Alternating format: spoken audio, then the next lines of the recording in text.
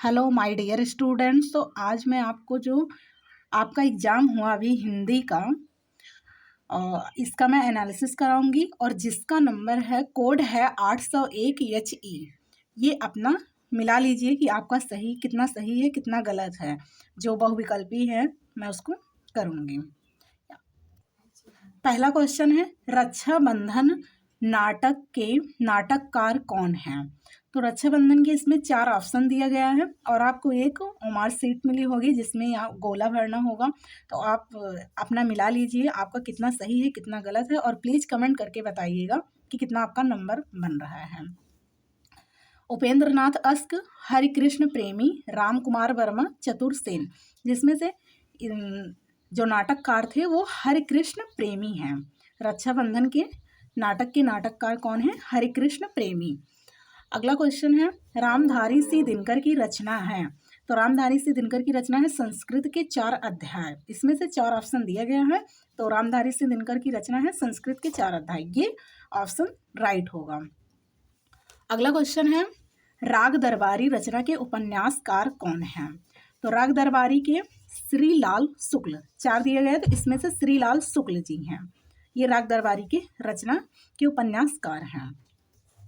अगला क्वेश्चन है शुक्ल युग के अन्य नाम कौन से हैं। तो शुक्ल युग के अन्य नाम हैं प्रसाद युग, छायावाद युग, प्रेमचंद्र युग। तो इसमें से जो तीनों हैं ये शुक्ल युग के अन्य नाम भी हैं। प्रसाद युग भी इनको कहा जाता है, छायावाद युग और प्रेमचंद युग कहा जाता है। तो इनमें से सभी जिसका ये डी जो है राइट आंसर हो जाएगा। चौथे का डी राइट आंसर। 5वां है विष्णु प्रभाकर किस युग के कहानीकार हैं। अगला है विष्णु प्रभाकर किस युग के कहानीकार हैं। तो भारतेंद्र युग है, छायावादी युग, द्विवेदी युग, इनमें से कोई नहीं। तो विष्णु प्रभाकर किसी भी युग की कहानी, ये जो तीनों युग दिया गया है किसी इनमें से कोई नहीं। तो इसमें से 5वें का डी राइट आंसर हो जाएगा। अगला है भावविलास के रचनाकार हैं। तो भावविलास के रचनाकार हैं केशव दास। इसमें ए राइट आंसर है। अगला है प्रयोगवादी काव्य की विशेषता है। इसमें 4 विशेषताएं दी गई हैं। चित्रमयी कल्पना की प्रधानता, प्राकृतिक वर्णन, रूढ़ियों के प्रति विद्रोह, आश्रयदाताओं की प्रशंसा। तो रूढ़ियों के प्रति विद्रोह ये प्रयोगवादी काव्य की विशेषता है।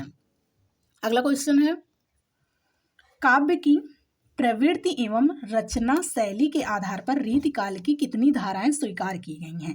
तो इसमें से 3 धाराएं स्वीकार की गई हैं। तो 8वें का सी राइट आंसर होगा। अगला है जौहर काव्य के रचनाकार हैं। 4 रचनाकार के नाम दिए गए हैं। तो इसमें से श्याम नारायण पांडे ये जौहर के रचनाकार हैं। ये राइट आंसर होगा। अगला है चितंबरा के रचनाकार कौन है। तो चितंबरा के सुमित्रानंदन पंत हैं। इसमें भी 4 दिए गए लेकिन ये जो सुमित्रानंदन पंत हैं ये चितंबरा के रचनाकार हैं। अगला रस से पूछा गया है क्वेश्चन। तो रस से है अब आपके एग्जाम में ये ऑब्जेक्टिव में रस छंद अलंकार आने लगा है। आपको परिभाषा नहीं पूछी जाती है ना आपको उदाहरण सहित लिखने के लिए आता है। तो आपके एग्जाम में ये ऑब्जेक्टिव आता है। तो इसमें है पहला ये जो है पुनि पुनि मुनि उकसाही अकुलाही देखी दशा हर गन मुस्काही उपयुक्त पंक्तियों में प्रयुक्त रस है। तो ये हंसी वाला है कि पुनि पुनि मुनि उकसही अकुलाही और देखी दशा हर मन, उनको मतलब देख अकुला रहे थे और वे उनकी दशा में देखकर मुस्कुरा रहे थे। तो इसका अर्थ होगा इसका ये जो रस है इसमें से हास्य रस रहेगा क्योंकि ये हंसने वाला था। तो ये हास्य रस इसमें 11 का भी राइट आंसर हो जाएगा।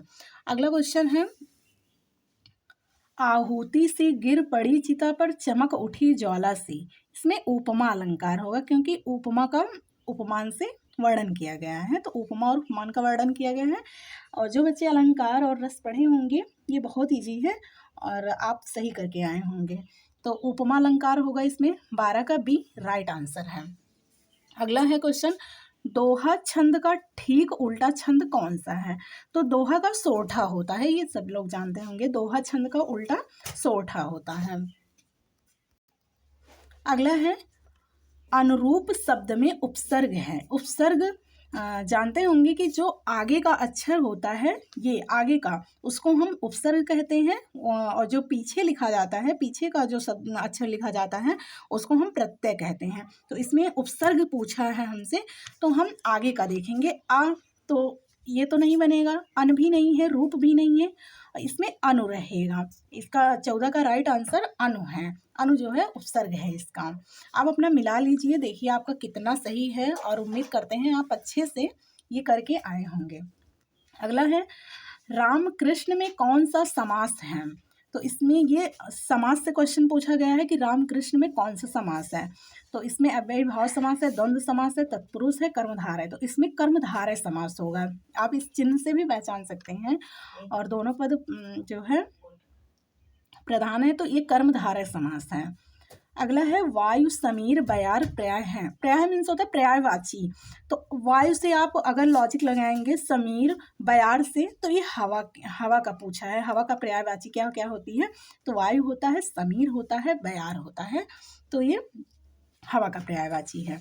अगला क्वेश्चन है इसमें तस्मय शब्द में विभक्ति एवं वचन है। इसमें विभक्ति कौन सी है, वचन कौन सा है। तो तस्मय में चतुर्थी विभक्ति है और एक वचन है। इसमें 17 का ए राइट आंसर है। अगला है संदेहपूर्ण कथन को कहते हैं। इसमें देखो जो साधारण वाक्य दिया गया है, प्रश्नवाचक वाक्य है, संदेहात्मक वाक्य, नकारात्मक वाक्य। साधारण वाक्य क्या होता है, जो एकदम साधारण रहता है, सिंपल रहता है, ना उसमें तो क्वेश्चन पूछा जाता है, ना नियम कोई नकारात्मक पूछा जाता है, ना संदेह, तो उसको हम साधारण वाक्य कहते हैं। प्रश्नवाचक वाक्य में जिसमें हम प्रश्न किसी से पूछते हैं कि तुम कहाँ जा रहे हो, तुम क्या पढ़ते हो, तो ये हमारा प्रश्नवाचक वाक्य हो जाएगा। संदेहात्मक में जो संदेह रहता है थोड़ा बहुत, उसको हम संदेहात्मक वाक्य कहते हैं। तो इसका राइट आंसर होगा संदेहात्मक वाक्य। और नकारात्मक वाक्य का मैं बता दूं कि जिसमें नहीं वाला रहता है शब्द, उसको हम नकारात्मक वाक्य कहते हैं। ये चारों हो गया, तो इसमें 18 में सी जो है राइट आंसर होगा। अगला है मैं पत्र लिखूंगा। वाक्य में कर्म वाच्य में परिवर्तित वाक्य है। देखो मैं पत्र लिखूंगा, ये है ना कि मैं पत्र लिखूंगा, इसमें मेरे द्वारा पत्र लिखा जाएगा, और कर्मवाच्य पूछा है इसमें मुझे पत्र लिखना है, तो मुझे पत्र लिखना है ये नहीं होगा। मैं पत्र लिख रहा हूँ ये भी नहीं होगा कि अभी प्रेजेंट में मैं कर रहा हूँ, नहीं। मुझे पत्र लिखना था ये भी नहीं होगा। इसमें द्वारा दिया गया है क्योंकि ये कर्मवाच्य में चेंज हुआ है। तो ये 19 का ए राइट आंसर है कि मेरे द्वारा पत्र लिखा जाएगा, ये सही होगा इसमें। और अगला है स्थानवाचक क्रिया विशेषण। स्थानवाचक में आसपास रहता है, प्रतिदिन तो ये नहीं होगा, बहुत भी नहीं होगा, स्वयं भी नहीं होगा, आसपास। आसपास ये स्थानवाचक क्रिया विशेषण है। अब अगला आता है खंडबा, जो कि वर्णनात्मक प्रश्न है। तो ये आप अपने बुक से जो चैप्टर जितने थे, अगर आप उसमें से पढ़े होंगे, तो इस गद्यांश का पाठ और लेखक का नाम लिखे होंगे। रेखांकित अंश की व्याख्या कीजिए, और प्रथम अंतरिक्ष यात्री कौन था, तो इसमें से आप ढूंढ कर लिख लिए होंगे। तो ये एक पहला था, और इसमें से अथवा करके दिया गया है। अगर आपको जो सही आ रहा होगा आप उसको किए होंगे। और दूसरा क्वेश्चन है, ये पद्यांश से आया हुआ है।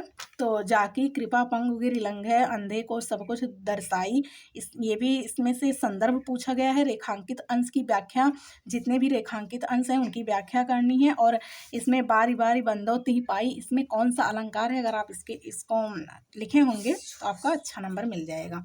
ये भी आपके ही चैप्टर से है, और ये भी है अगर धीरे चलो, इसमें भी पद्यांश का संदर्भ पूछा गया है। और जो तीसरा क्वेश्चन है ये संस्कृत से पूछा गया है। जो अनिवार्य संस्कृत होती है उसमें ये संदर्भ लिखना था कि ये किस पाठ से है, और इसमें अनुवाद करना था, ये भी था। और जो चौथा क्वेश्चन है ये भी आप इसको कर लिए होंगे। इसमें अनुवाद ही करना है, पद्यांश का संदर्भ सहित हिंदी में अनुवाद करना है। नीर क्षीर विवेक हंसालस्य त्वमेव तनेषु चेत, इसको आप इसका संदर्भ लिखना था और अनुवाद करना था। और जो पांचवा क्वेश्चन है ये खंड काव्य से आया था। आप इसको पढ़े होंगे कि आपने पठित खंड काव्य के आधार पर दिए गए प्रश्नों में से किसी एक का उत्तर देना था।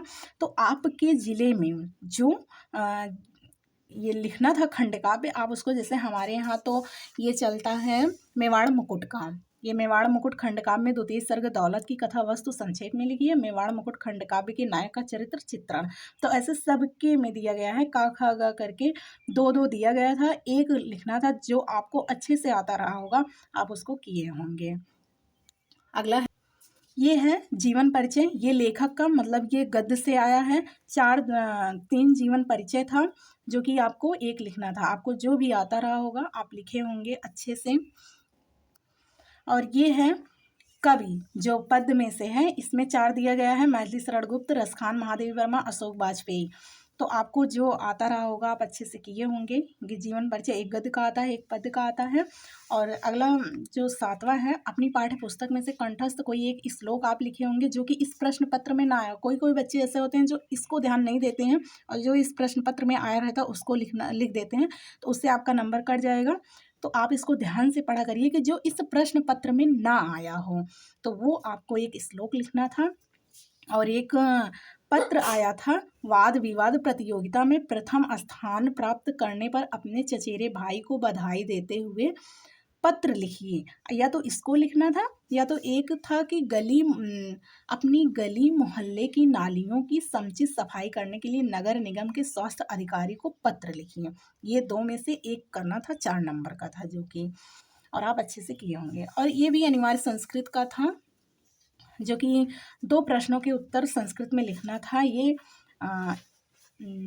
1 2 3 4 5 दिया गया था और 5 में से आपको 2 करना था। ये अनिवार्य संस्कृत का है, आप लिखे होंगे अगर अच्छे से याद किए होंगे। ये हो गया, अगर आप अच्छे से लिखे होंगे आपको 2 नंबर कन्फर्म है मिलेगा।